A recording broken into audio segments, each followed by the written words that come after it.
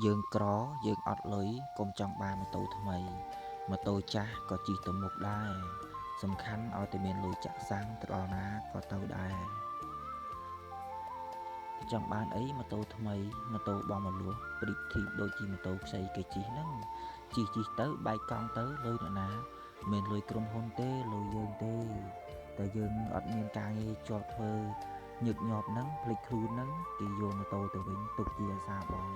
អញ្ចឹងចាស់ក៏ដោយថ្មីក៏ដោយណាជិះទៅម៉ូតូថ្មីបានតែលុយឆាយហឺហាអ៊ូគេហ្នឹង